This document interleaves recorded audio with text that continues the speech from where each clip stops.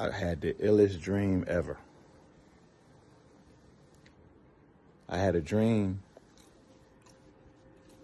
the best dream I ever had. I had a dream that we all at the same time in the music business, black people, we all realized our value all at the same time. So we came together and we created some shit called black privilege. Now, white privilege is just something that exists because statistically they say that, white people are the majority. So, the majority rules. Well, in hip hop, if we're talking about the inner workings of it in the way that it's being controlled, white people aren't the majority. Black people are the majority. White people, as a majority, are in more positions of quote unquote power. And I use air quotes because if you really look at it, I think when we're in positions of power, we don't flex our muscle. I think we overlook our power sometimes. I'll use two examples. Like the Rock Nation brunch and the Revolt Summit. Those are two gatherings. Very intelligent, successful, affluent black people all together in one place. The Revolt Summit, everybody's coming together to try to figure out what we could do, where we stand in the country, to put us in a better place economically and moving forward in the future, which is productive. But in my dream, we realized that we have more successful black people in positions of power and that are artists in music that are fearless. So imagine if the Revolt Summit was strictly geared toward us coming together and figuring out how we can keep improving upon our standings in music. Because if we focus on that, the power is then elevated to maybe go off individually and start to try to make some of the changes that we want to see in the country. 20 billionaires is better than 10. So here go where I'm going with this. So if you had Jay-Z, Jay Prince, and Puff, and Dre, if all four of those guys just came together with the understanding that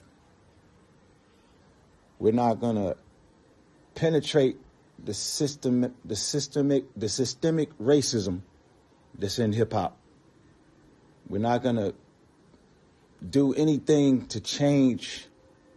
There's nothing that we can do that's gonna affect it enough to where it's gonna be some change by thinking like them, adopting any of their ideologies. We don't have a lot of time.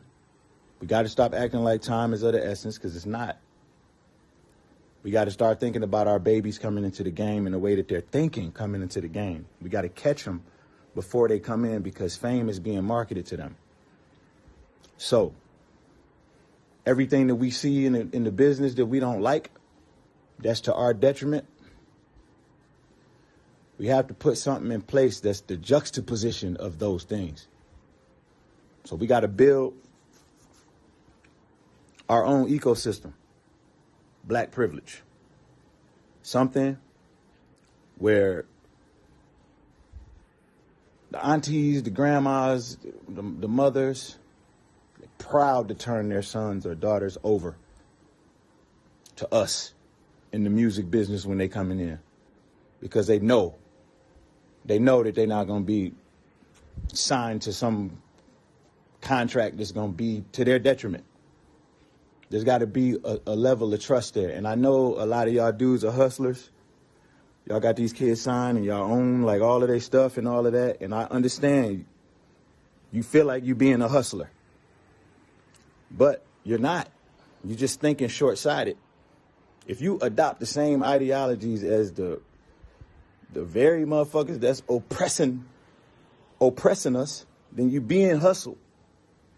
You being hustled. You playing into the division, and you creating a situation where there's gonna be resentment somewhere down the line once, you know, the artists smarten up. And that's where this whole every man for himself thing kind of came from amongst black artists. It's not like that with the executives.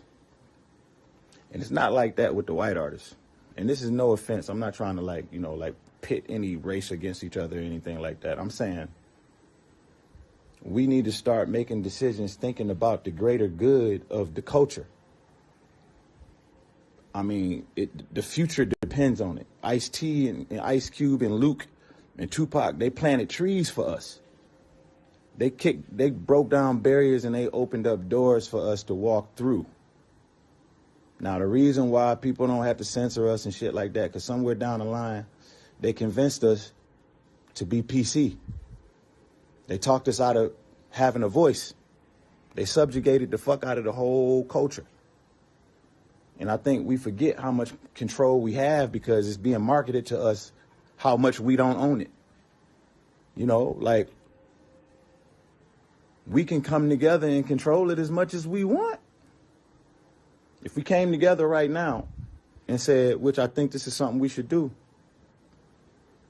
there's going to be an alliance. And from now on, every artist that comes through to the table, $5. $5 every royalty statement. Just put aside like a tax.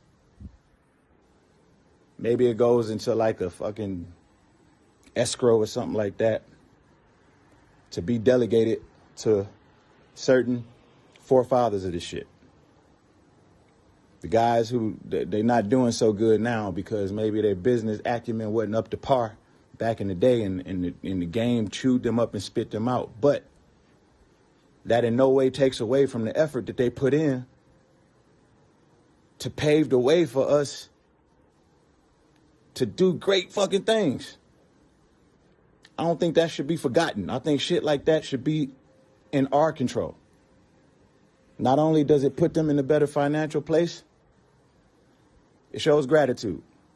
And that's good for the universe. And also, now we're investing money into controlling the thinking of the younger artists that's coming into the game, because that's what they're doing. They're investing money to control the thinking. So because of the way that everything appears on TV, it's making us short-sighted thinkers. So we got to train the babies to think long-term. And we got to train the babies to think like a village. These motherfuckers got to start feeling like if they fuck with one of us, they got to fuck with all of us. I don't want to see nothing about Meg Thee Stallion falling out with the label, and now it's Jay-Z, Jay Prince. I don't hear nothing about 300 in there. All the media outlets just making everything about us versus us. People disagree on contracts and shit like that all the time. We find a way to come to a resolution, and we solve them within our ecosystem. Black privilege. We put real people in positions, people with vision. People with vision, people who know how to make records, people who know how to build brands, and not just people who are in positions because they cool with somebody and they've been armed with the information. And mostly the information that they've been armed with is just, you know, like tactics and shit to use to keep us crippled. We got to start thinking outside the fucking box. We got to start just doing shit just because we can. When I got this studio, it was then that I realized that I should have been got the studio. And I realized that I could have been got the studio. I thought myself out of it a bunch of times because I fell into a comfort zone of just paying for studio time until I got a bill for $80,000. I said, man, fuck this shit. I got this building and it's the best thing I could have ever did for my career. I wish I'd have done it sooner. I feel like that with us. We don't have the time and the privilege to have a Rock Nation brunch with all of those amazing people all congregating together and all of that power that's being harnessed at that moment, and we don't shoot a fireball. Every time we come together, it's got to be to conjure up some type of plan to put something in place to maintain order. I hate using this as an example, but when Kanye West took Taylor Swift's mic, this is a perfect example of what I'm talking about. Nothing against her. I don't mean any disrespect or anything like that, but not everybody's going to understand this. But we need moments like that, because it's moments like that where you really see whose culture it is. Puff, my big brother Puff, you a king. No more talking on their platforms and their podiums, reminding them of how unfair they are. They've been heard that. They heard us loud and clear a long time ago. Let's come together and create our own standards and our own ceremonies and shit to rival their credible ceremonies. Why the fuck are they credible? Why is Forbes credible? Forbes never fact check anybody's fucking bank account or assets. They do estimates and then they throw shit out there and everybody run with it because they're a quote unquote credible source. Ain't nothing more credible than us.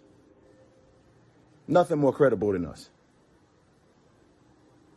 Motherfuckers should be able to make, artists should be able to come in this motherfucker and make records, experimental records that don't work and have black privilege to fall back on. That's how I feel. Because record label execs got it. They got privilege to fall back on. If something don't work, they just go get a job somewhere else. Why can't we have the same thing? You know, like it's only because it's just something that we're not doing. Why can't we come together and just say, okay, we're gonna make health insurance a thing now? I would love to start putting money aside for the OGs in this shit, because it's teaching the younger artists when they come in to number one, it's connecting the connotation to their entry to the game that says it was people that came before me, and this is just a part of it. You'd be surprised how easily the kids accept this as their reality. It's no different from the way we accepted the 360 deal. 2 generations from now, it won't be even like debated. It'll just be a part of the game that we created. We don't create any standards. We defy all laws. We break down all barriers. We do all that we do everything. But we don't keep the cycles going. We don't create our own cycles because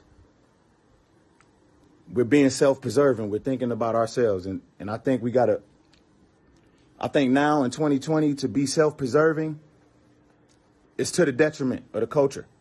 We got to start thinking about the greater good of the game when we make our decisions. And we got to start thinking about our babies. It's got to be a village. Nipsey wasn't supposed to get killed. No, we need order.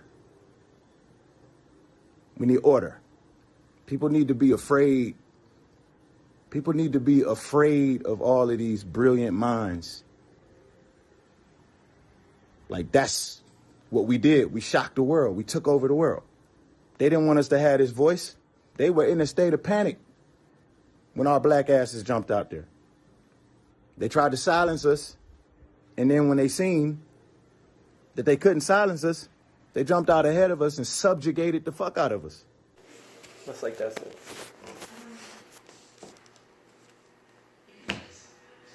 What do you all think? Like to know in the comments.